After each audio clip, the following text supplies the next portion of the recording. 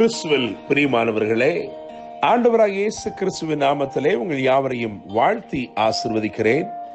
இந்த நாளுக்கென்று தேவன் நமக்கு அருளி இருக்கும் ஜீவ வார்த்தை 1 சாமுவேலின் புஸ்தகம் 9ஆம் அதிகாரம் 23வது வசனம். பின்பு சாமுவேல் சமையற்காரனை பார்த்து, நான் உன் கையிலே ஒரு பங்கை கொடுத்து வைத்தேனே, அதை கொண்டு வந்து வை என்றான்.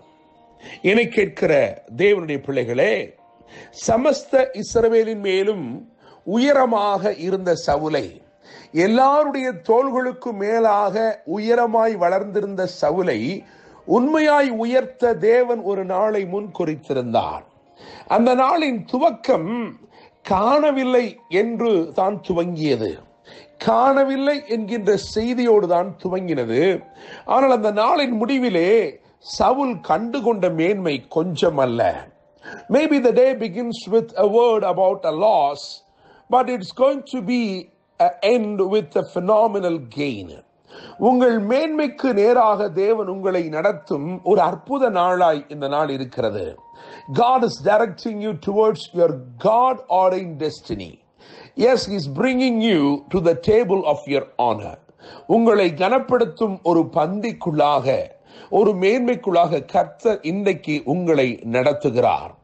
1 சாமுவேல் புஸ்தகம் 9ஆம் அதிகாரம் 7ஆம் வசனத்தை கவனித்து பார்க்கும் பொழுது, கையிலும் ஒன்றுமில்லை, பையிலும் ஒன்றுமில்லை, ஆனாலும் பசியோடே தேவ சமூகத்திற்கு வந்தவர்களுக்காக ஒரு பரிபூர்ணமான நன்மை காத்திருந்தது. தேவனுடைய பிள்ளைகளே, நீங்கள் இந்த பகுதியை வாசித்து பார்க்கும் பொழுது 1 சாமுவேல் 9ஆம் அதிகாரம் 22ஆம் வசனத்தை கவனிக்கும் பொழுது, அழைக்கப்பட்டவர்களுக்குள்ளே பிரதானமான ஒரு இடத்திலே அவர்களை அமர்த்தினான் என்று எழுதியிருக்கிறது.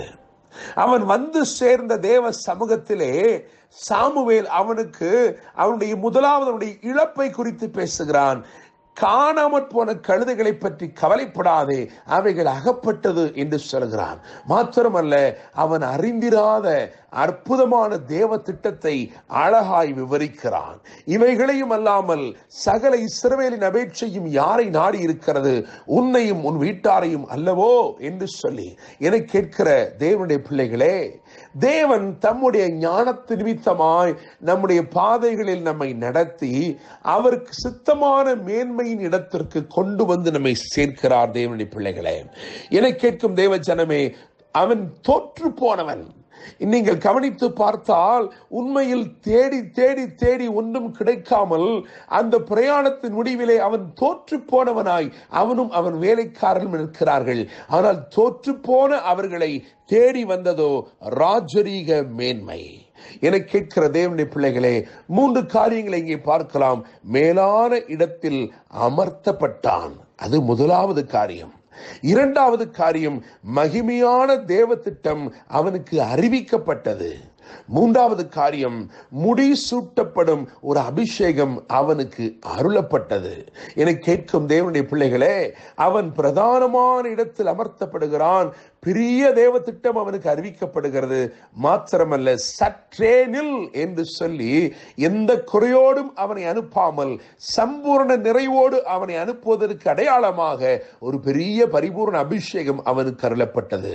நான் நிச்சயமா நம்புகிறேன், விசுவாசிக்கிறேன். இந்த நாள் கர்த்தர் உங்களை தம்முடைய மகிமையான தேவ திட்டத்திலே இணைக்கிற ஒரு நாளாக இருக்கிறது. இந்த நாளின் துவக்கம் ஒருவேளை அற்பமாய் இருந்திருக்கலாம், ஆனால் இதன் முடிவு மகிமையும் சம்பூர்ணமுமாய் இருக்கிறது.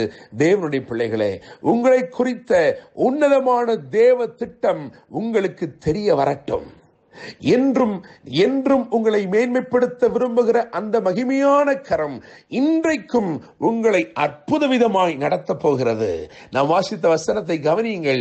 1 சாமுவேல் 9:23.